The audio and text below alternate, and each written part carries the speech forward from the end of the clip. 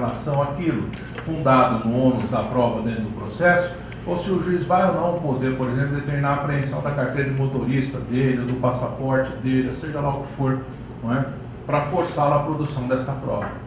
O que em algumas situações me parece que é bastante, na verdade, eu já estou estudando isso há muito tempo, não é? Mas em algumas situações, aqui com relação à prova, me parece que ela é realmente necessária. Aquele velho exemplo, né, dos expurgos de caderneta de poupança. Porque nos expurgos de caderneta de poupança, muitas vezes, a parte entrava e não tinha ali o acesso ao extrato. Porque o banco falava, olha, esse banco já foi comprado 3, 4 vezes, passou de uma para outra, tal, não tem o extrato.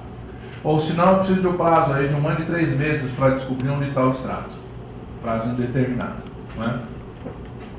E às vezes, para o banco, o que se permitiu, o que se percebia nitidamente no processo é o seguinte, a alegação feita na inicial, em tese, daria um valor menor do que aquilo que na verdade tinha no banco. Então é melhor ele não apresentar o documento e acabar pagando com base numa presunção, do que ele apresentar o documento, fazer a conta certa e ter que pagar muito mais do que aquilo que ele pagaria se não apresentasse o documento. Então ele simplesmente alegava, não tenho, ou não consegui, ou se extraviou, ou seja lá o que for. Né? Então me parece que em algumas situações é perfeitamente possível, por força dessa indicação expressa que nós temos no 380, parágrafo único, não é? De aplicação de medidas coercitivas também com relação à prova. Mas como eu disse a vocês, não é? A questão dessa tutela coercitiva é questão que demanda aí um estudo mais, um tratamento mais aprofundado, aqui é uma mera menção. Seguindo então aquilo que sempre ensinou o professor Barbosa Moreira, não é? Eu vou parar por aqui, porque o professor dizia o seguinte, que palestra boa é a palestra que é curta. Não é? Agora, se ela for curta, nem precisa ser muito boa. Tá? Então, muito obrigado aí pela atenção.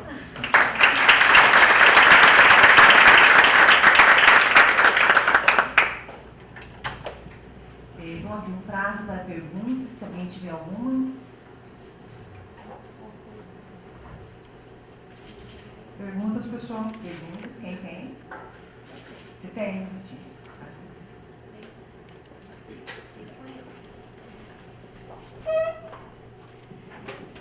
Eu fiquei curiosa com uma coisa.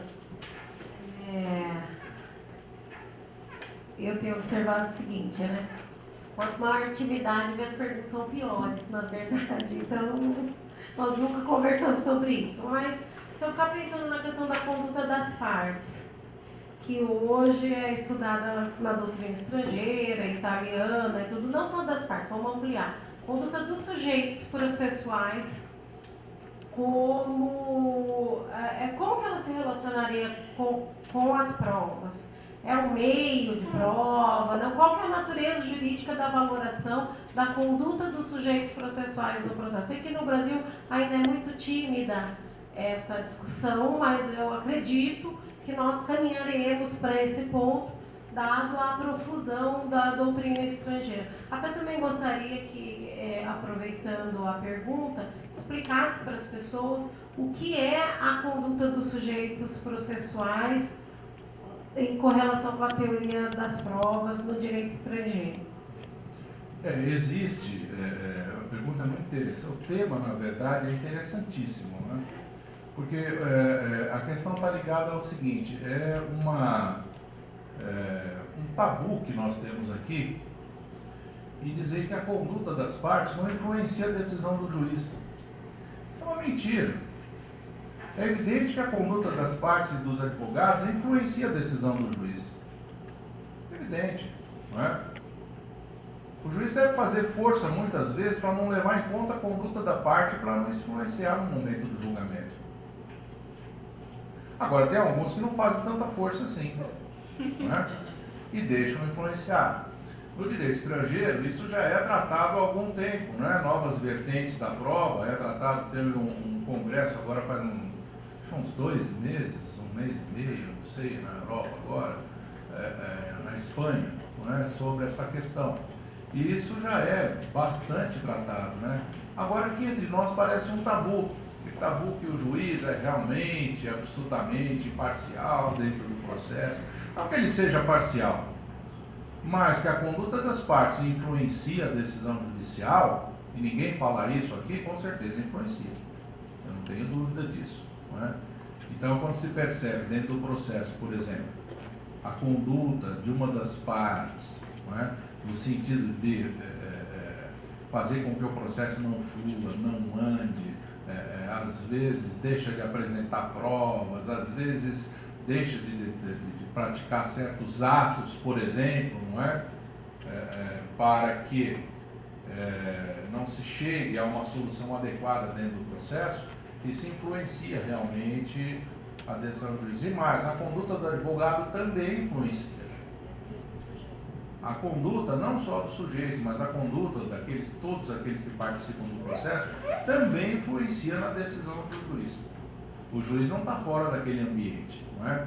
Eu me recordo, em certa ocasião, um caso tristíssimo que eu tive, não é? Eu era juiz na pequena e pacata comarca de Palmital, no estado de São Paulo, não é? E daí teve um caso lá, que foi o seguinte, era um andarilho, e o andarilho estava na cidade e tal, e daí tinha umas crianças brincando na rua, e o andarilho passou e ele arrastou uma criança para dentro do terreno baldio. Né? Mas tinha gente na rua que viu acontecer isso. Já chamaram a polícia, mas se aglomerou ali um tanto de gente. A criança devia ter uns 5 anos, mais ou menos, por aí. E daí o que aconteceu? Aconteceu que ele começou a praticar com ela na época, né, do tratamento ao pudor, né, porque não tinha ainda modificação do Código Penal, mas pegaram ele e quase mataram, né? Até que a polícia chegou, não deu tempo dos populares matarem, mas quase foi morto, quase foi linchado. E daí a polícia levou, foi preso, tudo, e o caso caiu comigo. Eu estou processando aquele troço, e antes o interrogatório no crime era antes da instrução, agora eu não estou mais no crime, mas é depois, não é? E daí fora o pequeno, não é? Então estava a criança e a mãe sentada, não é? Eu nunca acostumei ouvir criança em situações dessas, em outras, não é? Eu achava que não era um trauma a mais, mas a promotora acabou arrolando a criança como testemunha, e a criança foi, a mãe levou, não é? E daí chega o réu com a escolta, sobe a escada, a hora que ele sobe a escada, a criança vê o réu. A hora que a criança viu o réu, ele fora antigo de São Paulo, minha sala era na ponta de cá, não é? Aquele modelo bem antigo, né? E a cozinha na ponta de lá, uma salinha pequenininha, assim, cabia um fogão, 2 armários, e a dona Maria, na época, que fazia café pra gente, né? E o fogão daqueles antigos, que tinha, sabe, quando você tem assim um pé que fica alto, não é? E não tem forno embaixo, não é? Então, a hora que a criança viu o réu, ela começou a gritar desesperada, saiu correndo e se enfiou debaixo do fogão na cozinha. E daí naquela hora eu pensei comigo, se Jesus Cristo descer e vier dar um depoimento em favor desse sujeito, ele vai ser condenado do mesmo jeito. Pode vir Deus aqui, baixar aqui, que eu vou condenar o cara do mesmo jeito. A conduta da vítima foi o que instruiu o processo. É evidente que eu não fundamentei, mas a prova foi fortíssima, né? Mas nessas hipóteses é evidente que o juiz não vai fundamentar. Tanto que há uma diferença entre fundamentação e motivação da decisão judicial. Motivação é aquilo que leva o juiz a decidir, fundamentação é aquilo que lança, não é? Com relação à justificativa da decisão que ele está proferindo. O ideal é que a motivação e a fundamentação sejam idênticas, coincidam, mas nem sempre isso acontece. E esse é um dos problemas que nós temos também com relação à prova ilícita. O juiz teve contato com a prova ilícita. O sujeito fez um grampo, não é? Grampão mesmo, grampo, não é interceptação, não é?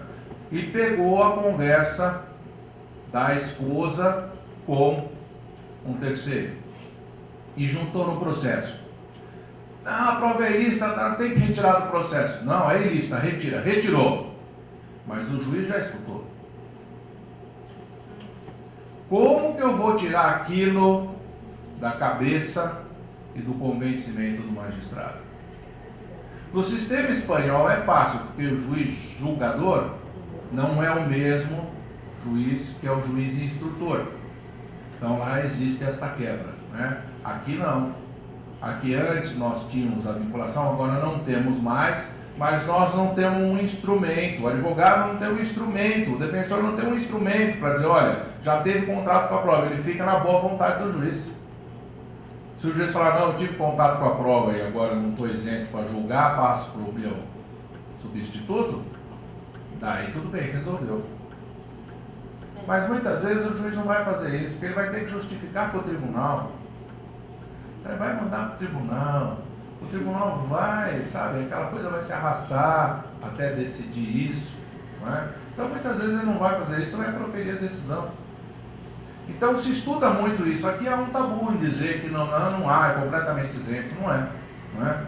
Nesse aspecto, eu já provoquei diversos orientandos do meu doutorado, está precisando de um estudo mais aprofundado com relação a esse tema, porque nós estamos muito atrasados. Existem já obras no exterior tratando com relação a isso, né? E aqui nós estamos muito atrasados, inclusive no civil, né? Quando se fala lá no princípio da autonomia dos litisconsortes, né? Que em algumas situações o que um declara não influencia no julgamento com relação ao outro, no papel tudo bem, mas e na cabeça do juiz? Como é que fica essa autonomia? Será que ela existe mesmo? Não é? Então é algo que tem que se pensar nesse aspecto com relação a esta influência, tanto das partes quanto dos seus advogados. Mais alguma pergunta?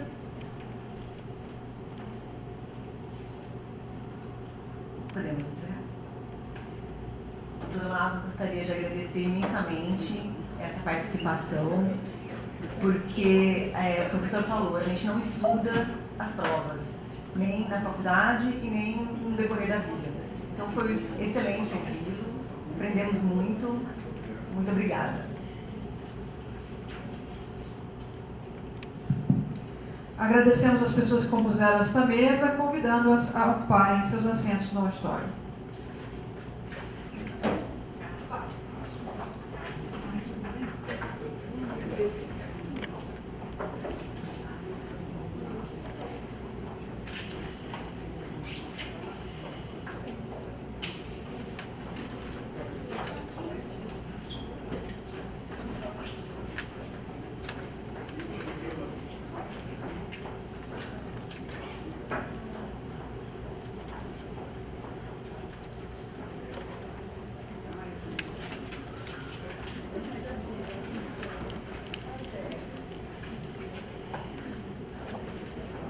Para compor a segunda mesa desta manhã, convidamos o Defensor Público Estadual da 2ª Defensoria Pública da Comarca de Maracaju, MS, Thales Chalub Cerqueira, especialista em Direito Processual Civil pela Universidade do Sul de Santa Catarina, que presidirá os trabalhos desta mesa.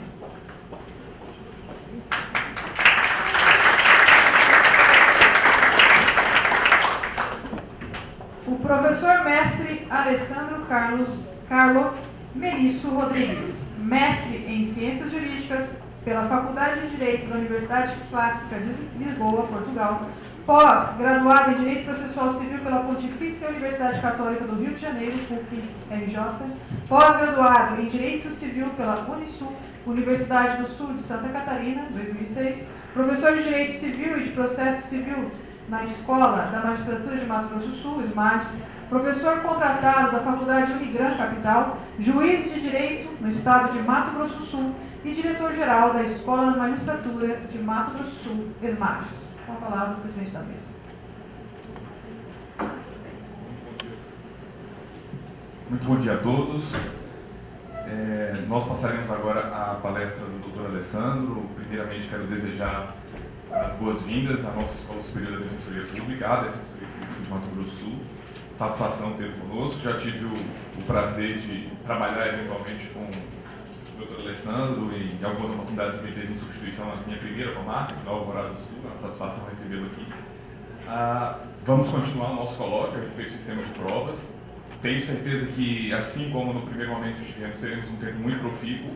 Como bem disse o doutor Olavo, a prova é realmente um tema tão relevante, tão importante, tão pouco falado, tão pouco debatido. Realmente nós acabamos nos concentrando e voltando a nossa atenção para temas diversos e acabamos não dando a atenção necessária, a atenção devida para um tema tão relevante quanto esse. Então, dando as boas-vindas ao doutor Alessandro, que vai tratar sobre a questão dos meios de prova, da antecipação de prova e também dos poderes instrutórios. Então, eu passo a palavra ao doutor Alessandro, na certeza de que teremos um tempo muito profícuo, de muito aprendizado. Eu agradeço, primeiramente, o convite da Escola da Defensoria Pública, na pessoa da doutora Patrícia. É uma honra para mim, é a primeira vez que eu participo aqui de alguma atividade acadêmica da escola. Sei da dificuldade que é de formular esses cursos, de preparar, ainda mais em final de ano. Fica então o meu agradecimento, fico muito honrado mesmo de participar deste evento. Estendo meus cumprimentos ao doutor também, pela oportunidade de nos revermos neste momento, para mim também é uma honra. E dizer que é uma felicidade muito grande tratar do tema prova. Como já foi dito aqui, prova realmente é um tema que, tanto na parte da graduação, quanto da parte acadêmica, dos cursos de mestrado e doutorado no Brasil, eles são muito pouco explorados. E isso tem uma repercussão muito grande. Parece que o tema prova dentro do processo civil acaba sendo um patinho feio. Né? Dentro do novo Código de Processo Civil se falou muito de grandes institutos, como a conciliação do 334, o IRDD, as tutelas provisórias, as jurisprudências com força vinculante, enfim, tudo isso ficou sendo o grande protagonista do novo sistema processual, e o tema prova sempre foi tratado de lado, sempre foi tratado como um tema secundário dentro do processo civil. Fora do Brasil isso não acontece, fora do Brasil prova, muitas vezes, no direito europeu, é uma cadeira autônoma, independente do direito processual, e tem uma relevância muito grande em relação a trabalhos acadêmicos e muito grande também em relação à prática. E, na verdade, prova tem grande influência prática, e é isso que dá a ela, esse tema, essa relevância tão grande. Se ganha ou se perde um processo em razão da prova. E o que a gente observa muitas vezes na prática é que as partes, os advogados, eles estão muito mais preocupados em elaborar uma petição inicial que seja perfeita, uma tese jurídica nova, uma inovação de algum tema, de alguma temática, e na prática, após ingressar com essa ação, acaba esquecendo da tarefa principal, que é demonstrar através dos meios de prova disponíveis aqueles fatos controvertidos que sustentam ou que afastam aquela determinada tese. Parece que essa tarefa probatória de execução da prova acaba ficando em segundo plano na prática, e isso tem grande repercussão no processo. Bom, eu trouxe um slide aqui para poder apresentar, está dentro desse tema mesmo, aula provas. Peço licença para ficar de pé, assim como o professor Olavo, eu vi que não tem tanta formalidade. Não sabia que eu poderia usar o slide, tinha feito uma preparação toda sem slide, mas tem algumas coisas preparadas já de outras aulas, enfim, de outros temas, que tratam sobre a mesma temática, provas, e então aproveito para utilizar um pouquinho aqui nessa exposição, nesse período da manhã com vocês. Bom, com a inauguração do novo Sistema Processual Brasileiro, o CPC de 2015, na verdade, se inaugura dentro do Sistema Jurídico Processual Brasileiro uma nova fase processual. Com o CPC de 2015, o processo adquire uma nova feição, uma nova autonomia. O processo, que outrora era não independente com o direito material, na fase do praxismo ou na fase sincrética, processo e direito material eram a mesma coisa. Não havia autonomia entre as matérias. O que acabou acontecendo num segundo momento, na fase do processualismo, onde então o direito processual adquire autonomia, regras próprias, princípios próprios, uma norma estatal que tem como fim pacificar conflitos de interesse e aplicar, no caso concreto, o direito material. No passo seguinte desta fase processual, o processo surge como um instrumento de efetividade do direito material. E era isso que a gente vinha observando no processo civil de 73, no processo civil anterior. O processo como um instrumento para dar efetividade ao direito material. E agora, com o novo CPC, o processo adquire um novo protagonismo, uma nova fase, a fase do neoprocessualismo. E essa fase do neoprocessualismo, ela é marcada por por características próprias, sendo a principal dela, o processo passa a ser cooperativo, um modelo de cooperação processual. Está lá no artigo 6º, todos devem concorrer para que se obtenha, todos devem cooperar para que se obtenha em tempo razoável uma decisão de mérito justa e efetiva. É o princípio da cooperação, que é uma característica marcante desta nova fase, a fase do neoprocessualismo. Essa fase do neoprocessualismo qualifica a decisão judicial que deve ser proferida. A decisão judicial deve ser justa e efetiva. Além desse aspecto da cooperação, esse novo modelo processual, ele traz também normas e princípios fundamentais de índole constitucional para dentro do processo. Então, se a gente observar, entre o artigo 1º e 12 do novo CPC, estão lá agora todas as normas constitucionais fundamentais que regulam, que disciplinam o novo CPC. Normas, portanto, de conteúdo aberto, de conteúdo vago, abstrato, que vai ser preenchido pelo operador do direito, no caso concreto. Além desse processo cooperativo e dessas normas fundamentais agora expressas no novo CPC, esse modelo novo de processo, ele traz para dentro do nosso sistema processual a autonomia privada. É possível agora fazer negócio processual, negócio jurídico, acordo processual entre as partes, que terão efeitos dentro do processo. Essa autonomia privada, ela vai regulamentar, por força do acordo de vontade das partes, regras e procedimentos, normas processuais e regras de procedimento para dentro do processo. É possível agora, coisa que não existia no CPC anterior, é possível agora que... deixa eu só ver qual é. Essa aqui. Essa aqui, ó, por favor. Ela. Mas, não é essa. Não. É possível agora, então, 3 para baixo. Essa aqui, ó. Turma aula Ismages, turma 3 aqui. Por favor. Isso. É possível agora, então, que as partes façam acordo processual. Essa é outra característica desse novo processo, desse novo modelo de processo. E, por fim, esse novo modelo de processo traz também, como novidade, como característica marcante do neoprocessualismo, a jurisprudência como fonte do direito.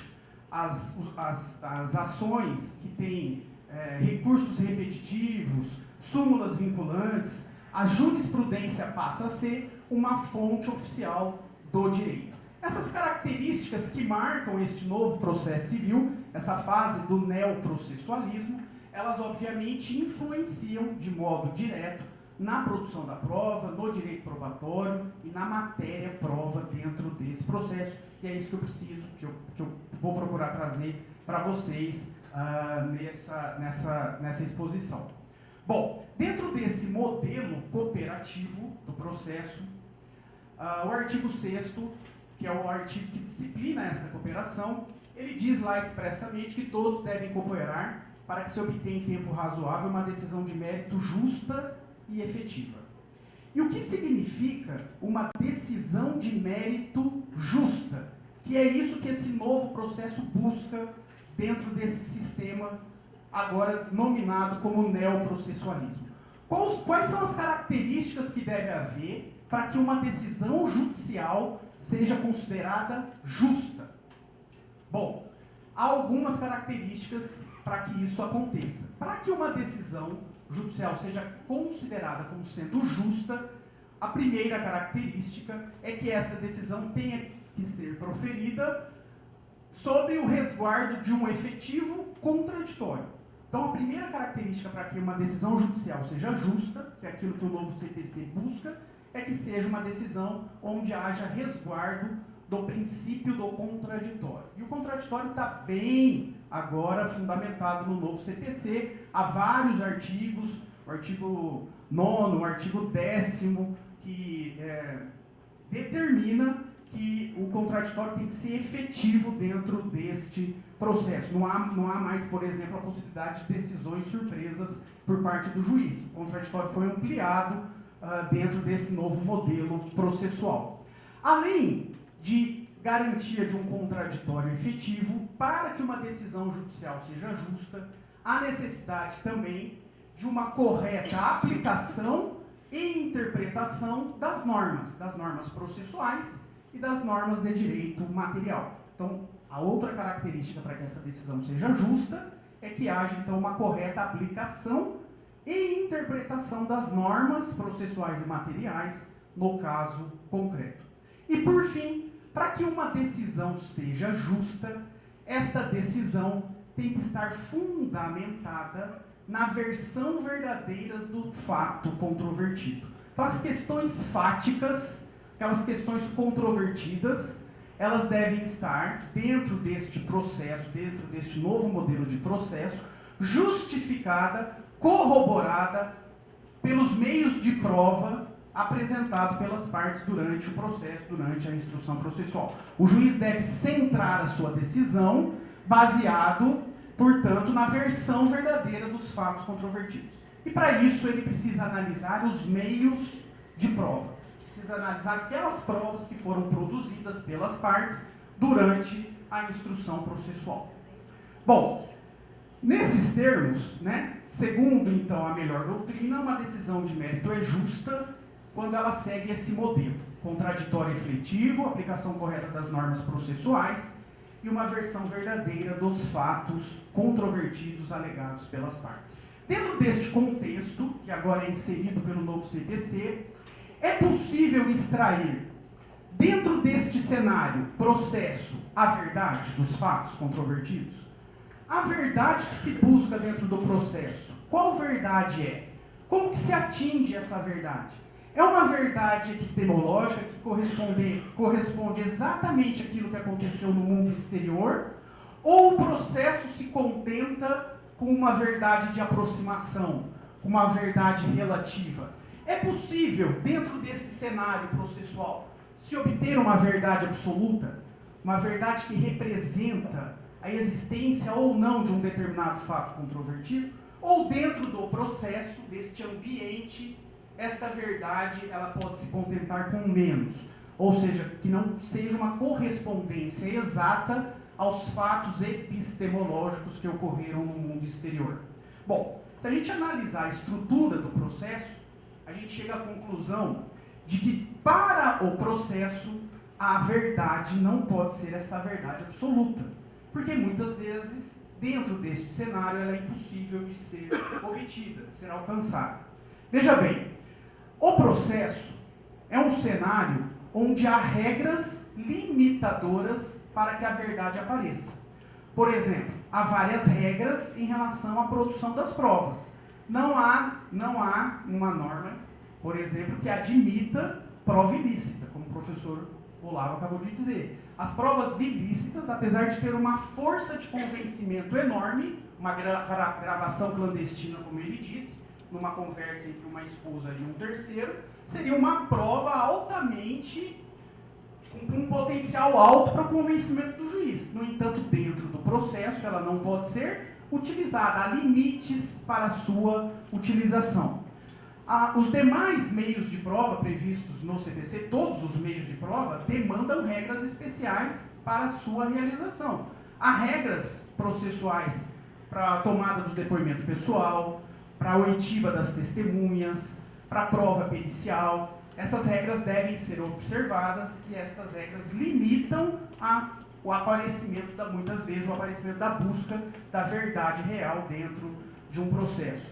Além de existir essas limitações legais, o processo ele demanda uma decisão judicial em tempo razoável. O juiz deve, em tempo razoável, se convencer sobre os fatos controvertidos que foram alegados pelas partes. Muitas vezes não há possibilidade do juiz insistir na produção de provas e provas e provas e provas, até que ele se convença exatamente sobre os fatos controvertidos que estão apresentados pelas partes litigantes. Há necessidade, portanto, de que essa decisão seja tomada em um tempo razoável. O tempo é um limitador da verdade também dentro do processo, diferente da atuação de um historiador, por exemplo, que vai ficar uma vida inteira analisando um determinado fato para concluir se esse fato aconteceu ou não dentro da realidade existencial. Isso não acontece dentro do processo, porque o processo demanda uma decisão que seja proferida em tempo razoável.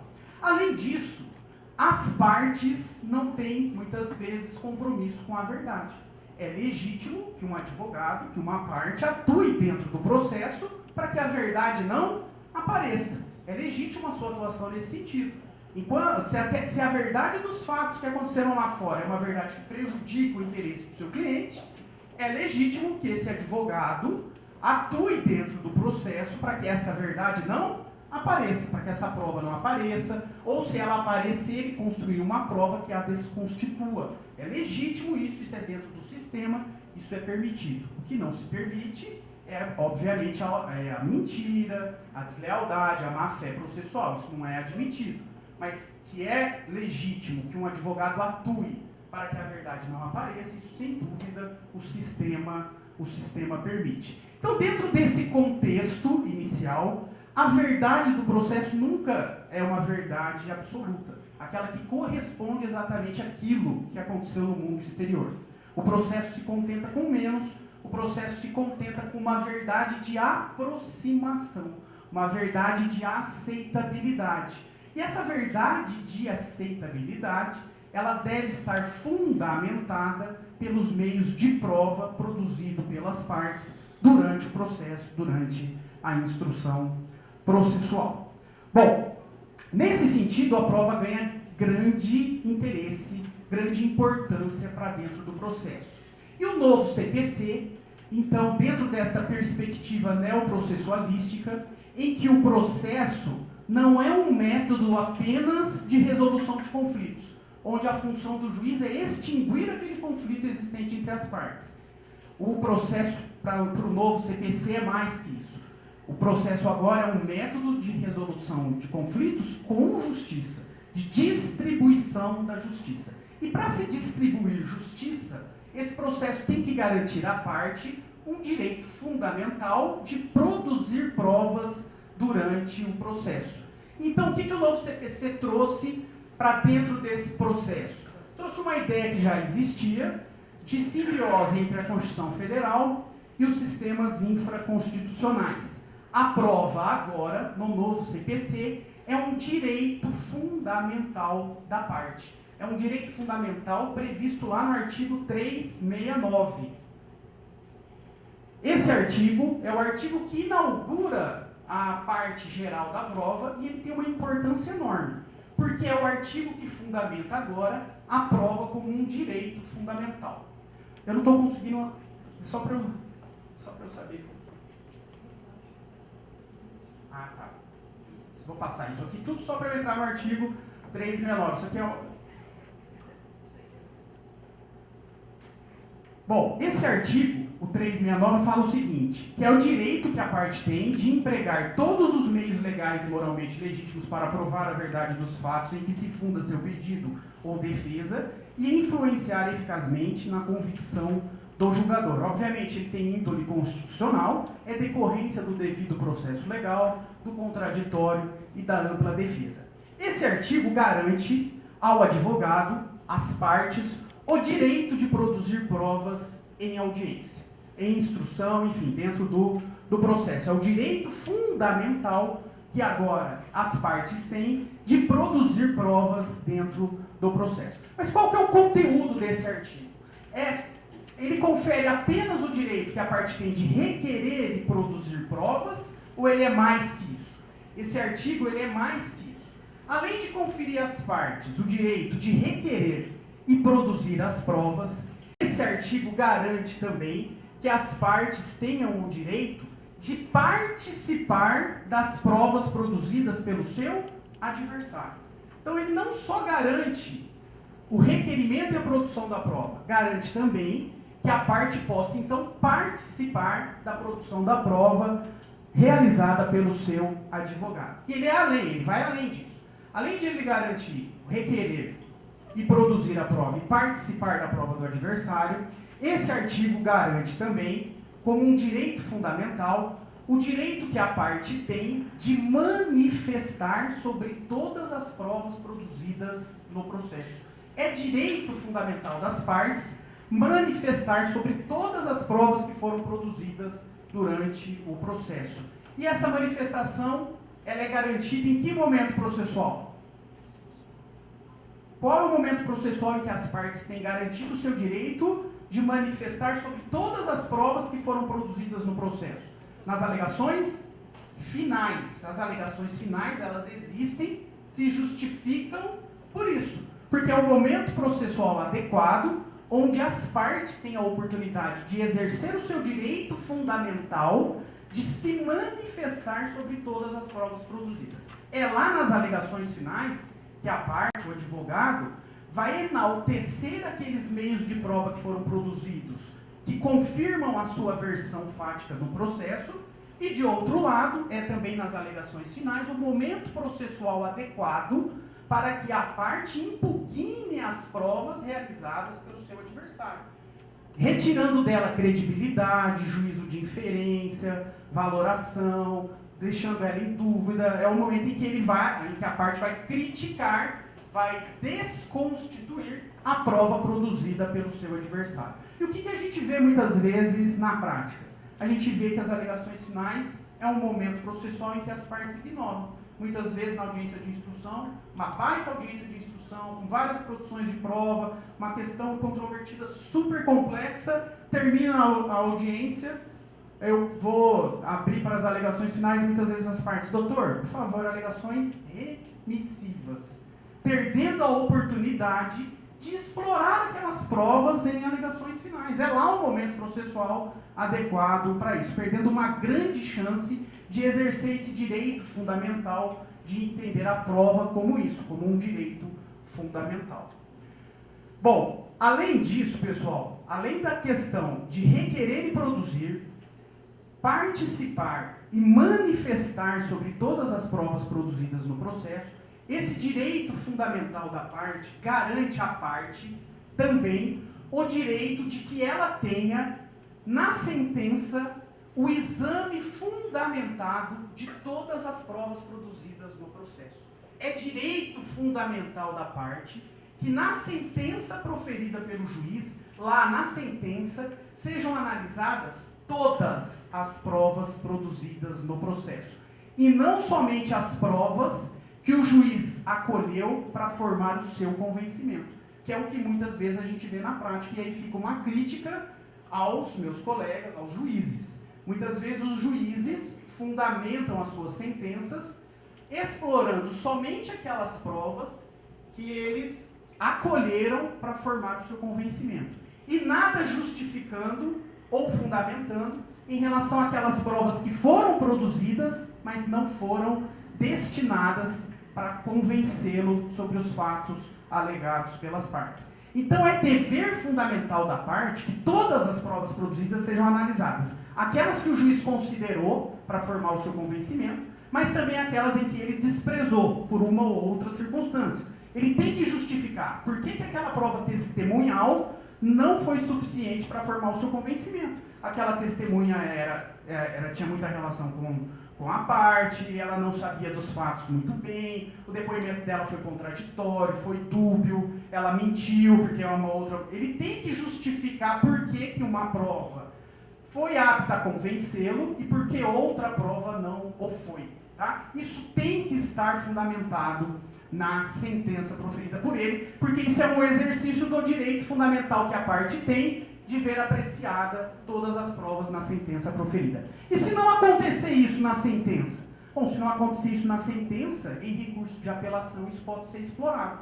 O juiz infringiu o artigo 369 porque ele não fundamentou de forma adequada sobre todas as provas produzidas no processo. Portanto, tribunal, eu quero a anulação da sentença por ofensa ao meu direito fundamental da prova, o meu direito que está previsto no artigo 369. Esse é o primeiro passo, então, dessa questão, da prova como um direito fundamental. Bom, mas esse direito de produzir provas é um direito absoluto?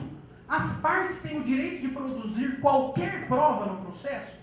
Obviamente que não. Não são todas as provas que podem ser produzidas. Somente as provas relevantes. Somente as provas relevantes é que devem e podem ser produzidas no processo. E o que é uma prova relevante? A prova relevante é aquela prova necessária ou útil. A prova será necessária quando ela atinge o ponto controvertido fixado pelo juiz. Então a prova requerida para ter o exercício do seu direito de produzi-la, ela deve recair sobre o fato probando, sobre o fato controvertido fixado pelo juiz na decisão de saneamento. E além dela ser uma prova relevante nesse sentido, ela tem que ser também útil, ou seja, aquele meio de prova tem que ser apto a demonstrar aquele fato controvertido alegado. A prova então tem que ser relevante e útil para poder ser exercido o seu direito fundamental de produzi-la dentro do processo. Bom, há casos em que a prova não é relevante nem útil. Por exemplo, esses tempos atrás foi ajuizada uma ação de rescisão de contrato de compra e venda de um imóvel. Naquela época se construía muitas casas, a pessoa investia na construção de casa porque o financiamento estava fácil para poder adquirir a casa própria. Então as pessoas construíam casa como investimento e depois vendiam através de financiamento bancário facilitado essa casa, as pessoas faziam financiamento para adquirir a casa. Uma pessoa tomou um financiamento no banco, adquiriu uma casa, entrou na posse dessa casa e com 3 meses começou a ter rachadura na parede, mofo, o portão caiu, infiltração, enfim, uma série de problemas técnicos relacionados a essa prova. Essa parte, então, ajuizou uma ação de rescisão contratual com pedido de tutela provisória. E na tutela provisória ela queria que fosse concedida uma tutela na qual o requerido, o construtor da casa, fosse obrigado, durante o prazo do processo, a pagar um valor para ela, que seria o valor na qual ela alugaria uma outra casa, porque, segundo ela, ela não teria condições, durante o processo, de permanecer residindo naquele imóvel. E para justificar esse pedido liminar, ela requereu, na inicial, uma inspeção judicial. Ela requereu que o juiz fosse até o imóvel dela para averiguar aquela situação e aí, então, decidir liminarmente se ela receberia ou não um valor correspondente ao aluguel para uma casa similar àquela em que ela estava morando. Essa prova é o exercício do direito que ela tem fundamental de produzir provas ou não? A questão era essa. E analisando isso, eu cheguei à conclusão de que a prova não era útil. Por que não era útil? Porque eu, como juiz, não tenho conhecimentos técnicos apropriados para chegar num imóvel e analisar se aquela rachadura é suficiente ou não para derrubar uma parede, se o mofo que tem na casa é suficiente ou não para causar uma alergia na criança ou nas pessoas, enfim, se o portão vai cair ou não. Eu não tenho esse conhecimento técnico para realizar essa prova. Teria que ser uma prova pericial. Portanto, esta prova requerida, ela, apesar de ser uma prova requerida que tinha aptidão de demonstrar um ponto que seria controvertido, ela não era uma prova útil. Não era uma prova útil porque o juiz não tem esse conhecimento técnico. A prova útil, no caso, seria uma prova técnica, uma prova pericial. Então eu indeferi essa prova por isso. Então esse direito fundamental de produzir a prova não é um direito absoluto. Desculpa, eu esqueci como que eu...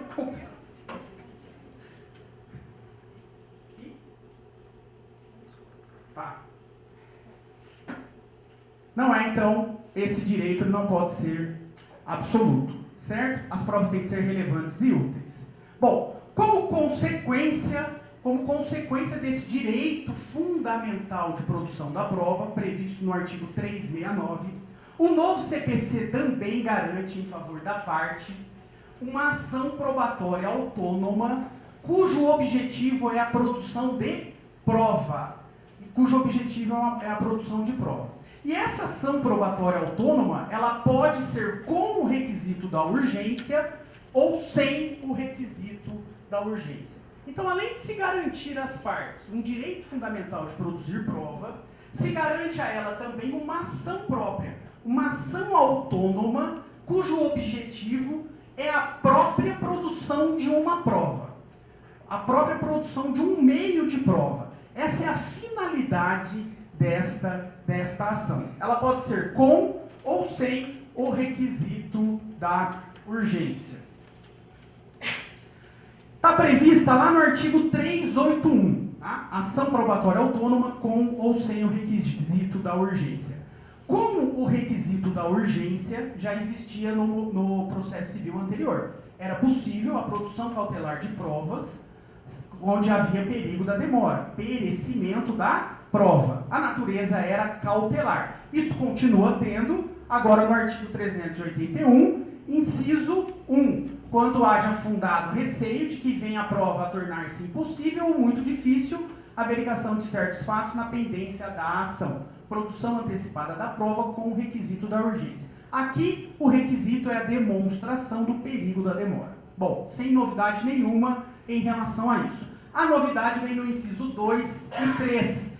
É possível também, agora, a produção antecipada da prova sem o requisito da urgência. Bom, mas o que justifica o ajuizamento de uma ação cujo objetivo final dela é apenas a produção de uma prova, sem a necessidade de ter urgência ou perigo de perecimento deste meio de prova? O Código, ele trata desta questão da justificativa no artigo 2 e no artigo 3, no inciso 2 e no inciso 3 do artigo 381. O primeiro fundamento para se justificar uma ação probatória autônoma sem o requisito da urgência é a possibilidade de fazer um acordo com o meu adversário. Se eu estou na iminência de fazer um acordo com o meu adversário, mas para esse acordo há necessidade de produção de uma prova, na qual ela vai delimitar os termos deste acordo, o valor da indenização, o valor da reposição de alguma coisa, enfim. Se há necessidade de se apurar alguma coisa, é possível ajuizar uma ação probatória autônoma sem o requisito da urgência, cujo objetivo da produção da prova será realizar um acordo com o meu adversário. Esse é o segundo requisito que justifica a propositura desta ação probatória autônoma. E o terceiro, e segundo, sem o requisito da urgência, é quando eu tenho a necessidade de produzir uma prova, na qual esta prova vai trazer informações para mim, parte, para que eu possa ou não ajuizar uma ação contra o meu adversário. Eu estou em dúvida se o direito me garante uma determinada pretensão. E eu preciso provar, eu preciso de uma prova para que eu então tome uma decisão se vale a pena eu ajuizar uma ação ou não contra o meu adversário. Então, nessa situação, é possível também ajuizar uma ação probatória autônoma sem o requisito da urgência. Estou apanhando demais com isso aqui. Eu estou quase colocando o meu aqui. Aí. Então, para a segunda justificativa é o prévio conhecimento dos fatos possa justificar ou evitar o ajuizamento de uma ação. Bom, o interesse, então, aqui é ou para a autocomposição ou para que a parte tenha conhecimento se vale a pena ajuizar uma demanda futura contra um potencial adversário. Para ajuizar ou para não ajuizar, dependendo da produção da prova que foi realizada. Essa ação, portanto, ela tem, essa prova que será produzida nesta ação, ela tem como destinatário a própria parte, o sujeito parcial do processo. É para ela que a ação é realizada. Tá? É uma demanda autônoma cujo objetivo é a produção de um meio de prova sem o risco do perecimento da prova. O objeto dela são todas as provas, todos os meios de prova possíveis podem ser objeto desta ação. Prova testemunhal, prova documental, prova pericial, prova de inspeção judicial, enfim, qualquer meio de prova pode ser requerido nesta ação probatória autônoma. O FRED tem um posicionamento um pouco diferente nesse aspecto, quanto ao objeto da ação.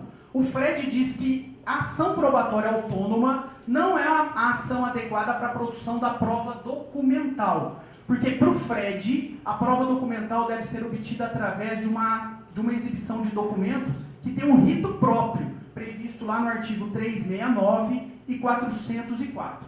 Então, para o FRED, todos os meios de prova são possíveis de se realizar nesta ação autônoma, com exceção da prova documental. Mas para a maioria da doutrina, todos os meios de prova podem ser produzidos, inclusive a prova documental. E aqui, pessoal, só um parênteses em relação à exibição de documento ou coisa. O que está acontecendo na prática? Está acontecendo na prática muitos pedidos de exibição de documento ou coisa de forma errada. Tá? O que a gente tem percebido? Tem percebido o seguinte: se a exibição do documento ou da coisa for requerida durante o curso de uma ação já ajuizada, aí se utiliza do procedimento do 369 e 404. Eu já tenho uma ação principal ajuizada e eu preciso de um documento que está ou em poder do meu adversário, ou esse documento está em poder de um terceiro. Nesse caso, eu me valho dos dois institutos. Exibição de documentos ou coisas em favor do meu adversário, aí então é um incidente dentro do próprio processo. Ou se eu já tenho uma ação ajuizada, mas o documento está em poder de um terceiro, é através de uma ação incidental contra este terceiro, para que esse documento seja juntado no processo já instaurado. Agora, e quando eu não tenho um processo instaurado e eu preciso de um documento ou de uma coisa? Qual é o meio que eu tenho adequado para se buscar este documento ou esta coisa? Não é a ação de obrigação de fazer com pedido de tutela provisória. E tem muito ajuizamento de ação de obrigação de fazer com pedido de tutela provisória para exibição de documento ou coisa, cuja liminar na tutela de provisória é a exibição do documento ou da coisa. O tribunal aqui do Estado, praticamente unânime, considera este meio inadequado, falta interesse de agir. Seria um sucedâneo da produção cautelar antecipada de prova, o que não é mais permitido no novo sistema. Então, qual é o mecanismo judicial que se tem para se buscar esse documento ou esta coisa? Ação probatória autônoma, 381, inciso 3, tá? É por aí que tem que ser requerida essa exibição de documento ou coisa, ação probatória autônoma, ou através de uma tutela provisória de natureza cautelar antecedente. Também pode se buscar um documento ou uma coisa liminarmente, sem o ajuizamento de uma ação principal, através de uma tutela cautelar de natureza provisória antecedente. Qual que é o problema da tutela cautelar provisória antecedente, com fundamento no 305? Bom, vai ali requerer a liminar para se buscar o documento ou a coisa. O problema é que depois vai ter que ajuizar a ação principal. Obrigatoriamente vai ter que ajuizar a ação principal. E se você se valer da ação probatória autônoma, você não tem a obrigatoriedade depois de ajuizar uma ação principal. Não precisa ajuizar uma ação principal e não vai haver efeitos nenhum em relação ao não ajuizamento desta ação principal. Ok? Bom, além disso, pessoal, da questão do objeto da prova, tem uma questão relacionada à natureza jurídica. Qual é a natureza jurídica desta ação probatória autônoma? Aqui a doutrina diverge. A maioria da doutrina entende que é um processo de conhecimento, portanto, jurisdição contenciosa, mas o Fred também, divergindo, ele entende que é um procedimento de jurisdição voluntária, ok? Continuando sobre as características desta ação probatória autônoma, o objetivo dela é um objetivo investigativo, produzir uma prova. Produzida a prova, não há pelo juízo nenhuma valoração sobre aquela prova, nem mesmo se aquela prova é suficiente para demonstrar o fato controvertido ou não. O objetivo da ação é simplesmente produzir a prova. Produzida a prova é destinada à parte. E a parte que vai, então, de acordo com a natureza daquela prova produzida, tomar a sua decisão, se vai fazer o acordo com o seu adversário, ou se vai ajuizar ou não uma demanda contra o seu adversário. Além dessas hipóteses legais previstas no novo CPC, há outras que justificam também o ajuizamento desta ação probatória autônoma. A primeira delas, a primeira justificativa para o ajuizamento desta ação, seria naqueles casos em que a parte necessita, para ajuizar a sua ação, de um documento indispensável. E ela não tem condições, por exemplo, econômicas, de produzir este documento. Exemplo clássico, ação de uso capião.